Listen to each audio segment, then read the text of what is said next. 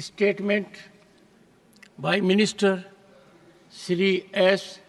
Jaishankar. Mr. Chairman, sir, I rise to apprise this august House of certain recent developments pertaining to Bangladesh. As honorable members are aware, India-Bangladesh relations have been exceptionally close for many decades over many governments.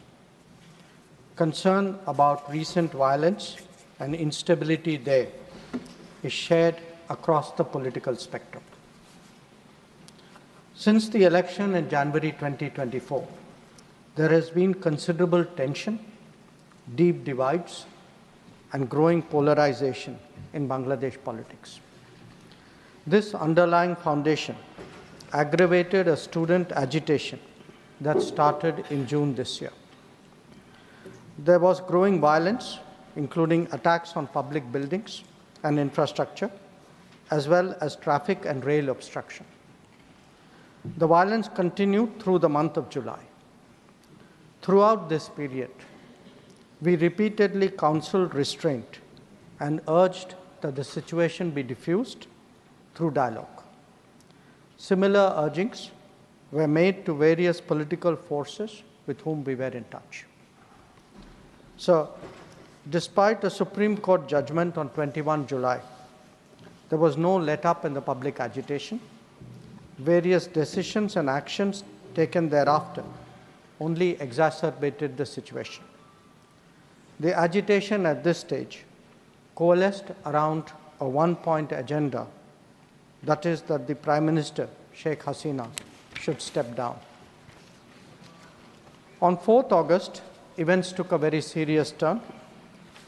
Attacks on the police, including police stations and government installations, intensified even as overall levels of violence greatly escalated.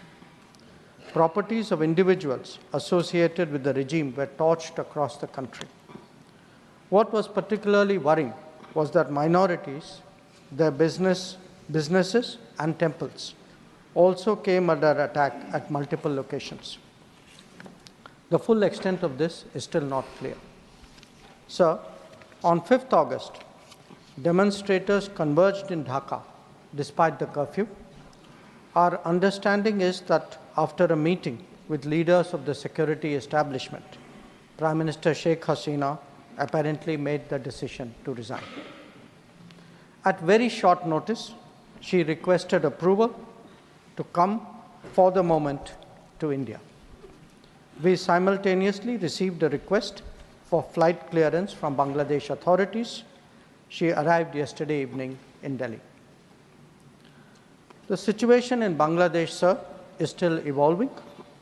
The Army Chief, General Waqar-uz-Zaman, addressed the nation on 5th August. He spoke about assuming responsibility and constituting an interim government. We are in close and continuous touch with the Indian community in Bangladesh through our diplomatic missions. There are an estimated 19,000 Indian nationals there, of which about 9,000 are students. The bulk of the students, however, have already returned to India in the month of July on the advice of the High Commission. In terms of our diplomatic presence, in addition to the High Commission in Dhaka, we have assistant High Commissions in Chittagong, Rajshahi, Khulna, and Sylhet. It is our expectation that the host government will provide the required security protection for these establishments. We look forward to their normal functioning once the situation stabilizes. Chairman, sir, we are also monitoring the situation with regard to the status of minorities. There are reports of initiatives by various groups and organizations to ensure their protection and well-being.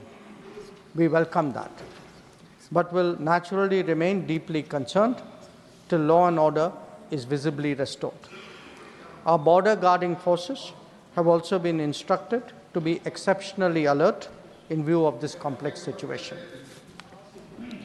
In the last 24 hours, we have also been in regular touch with the authorities in Dhaka.